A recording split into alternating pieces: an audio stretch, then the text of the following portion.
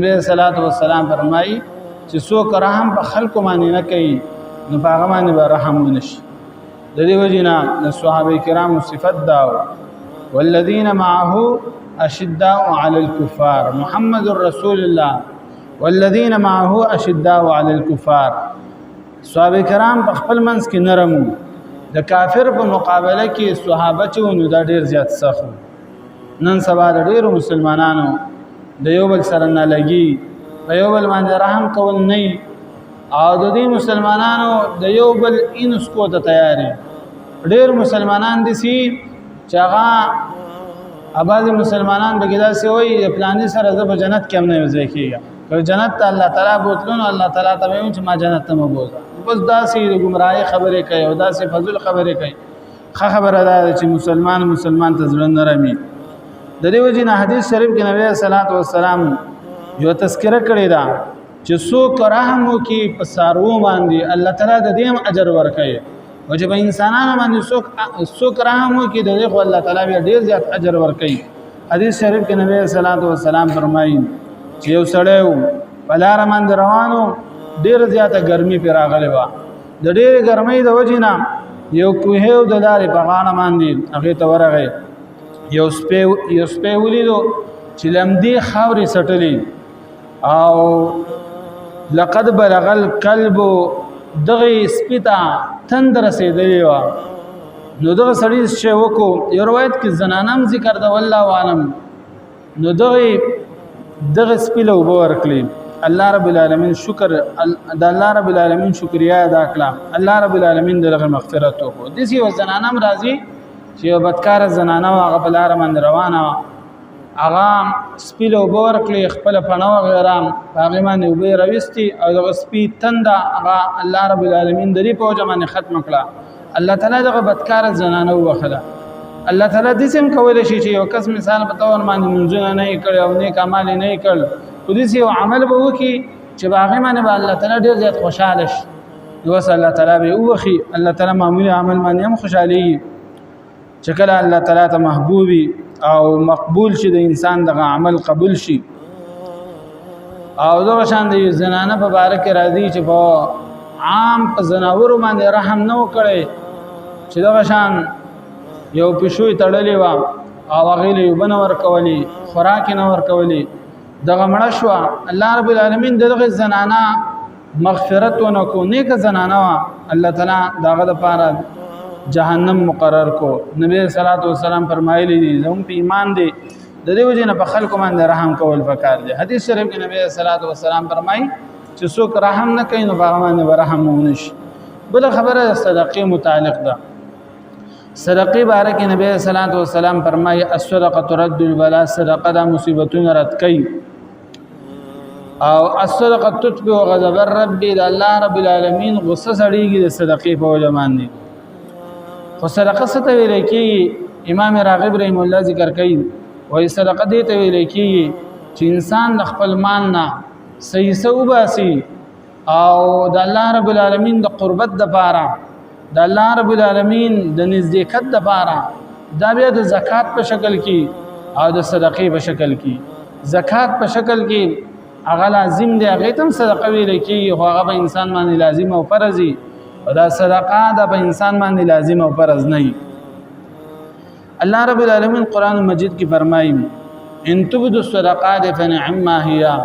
که چېرې تاسې ښکاره صدقې ورکوئ دا هم ستاسې لپاره صحیح دي او که چېرې تاسې پټې ورکوئ غریبانانو له ورکوئ دا هم ستاسې لپاره دا بهتره دي او په دې سره ستاسې ګناهونه چې دي نو هغه ریږي. الله رب العالمین فرمایي یمحق الله الربا ويربي الصدقات. پس سود سره الله رب العالمین فرمایي چې دا مال د انسان کمیږي او په صدقو سره د انسانانو مالونه چې دي نو هغه سیوا کېږي. د صدقې په وجه باندې الله رب العالمین د انسان نه مصیبتونه رد کړي. کم بیماری تکالیف پر رواني هغه ته الله تعالی لري کړي او د صدقې په وجه باندې الله تعالی د انسان په مال کې خفیا پټ یو برکت الله تعالی اچي. جابر رضی الله عنه ذکر کوي فرمایي چې یقینا نبی صلوات و سلام داخل شو بشر باندې. بشر د انصاریه زنانه وه او دې زنانه یو کجوره ناله کړې وه. نبی صلی الله علیه وسلم تپوس وکړو من غرس هذا النخل، دا کجوره چا ناله کړې ده؟ امسلم ام کافر، دا مسلمان دی یعنی مسلمان ناله کړې ده کافر ناله کړې ده؟ نبی صلی الله علیه وسلم ته فرمایل شو بل مسلم، دا خو مسلمان ناله کړې ده. نبی صلی الله علیه وسلم فرمایل وای څوک چې د میوې بوټي یا مثال په تور باندې فصل وغیرہ د نال کی او فیاکل منه انسانان دغه نه خوراک وکي ولا او دغه شان زناور د دین خوراک وکي، حشرات د دین خوراک وکي. نبی صلی الله علیه وسلم فرمایي دا د انسان لپاره صدقه ده. عبد الله بن مسعود رضی الله عنه ذکر کوي فرمایي نبی صلی الله علیه وسلم فرمایي چې خپل اهل باندې خرچه کول دا هم د انسان لپاره صدقه ده. او چې کله نیت یې ثواب چې الله تعالی مال ثواب راکړي. ابو هريره رضی الله عنه ذکر کوي نبی صلی الله علیه وسلم یې څو کسان ذکر کړی دي چې دا به د قیامت پر ورځ باندې د عرش د سوري لاندې یو باغی کې ورجل تصدق بصدقه، هغه سړی دی چې هغه صدقه وکي او داسې صدقه چې داغي د خیر اسنا غس لاس خبر نشي، یعنی به دغه صدقه کې ریا نه. حذیفه رضی الله عنه ذکر کوي کل معروف صدقه، هر خبره کول هر نیک کار کول دا د انسان لپاره صدقه ده. انس رضی الله عنه ذکر کوي ابو هريره رضی الله عنه ذکر کوي نبی صلی الله علیه وسلم فرمایي چې څوک صدقه وکي د دې مال هغه سوا کیږي او په مال کې برکت لګي او الله رب العالمین د دې انسان عزت سوا کوي. عبد الله بن عمر رضی الله عنه ذکر کوي فرمایي نبی علیہ الصلوۃ والسلام فرمایي چې ان الاعمال تباهت، دا اعمال به د قیامت پر ورځ باندې دا فخر کوي په یو بل باندې. خو صدقه به وي انا افضلکم، ذوب اعمال کې د ټولو نه بهتر اغاز زیمه فضیلت والا زیمه. یحیی ابن معاذ رضی الله عنه ذکر کوي چې عارف حبه ز پیجنم هغه دانا تزینو جبال الدنیا چې دا به وزن کول شي د غرونو د دنیا سره. خو د غرونو د دنیا نه بدام دا دانه بدرنی الا من صدقه، چې په صدقې سره نو دغه دانه دا به د غرونو د دنیا نه دا بدرنی چې کلام دا په نیت د الله د رضا لپاره یعنی هر صدقه هغه د الله د رضا لپاره کول پکار دي. طهرة للنفس، په دې سره د انسان نفس پاکي او تثمر سعادت الدارین او ثمره ملاویږي د دنیا او د آخرت د صدقې کول په وجه باندې.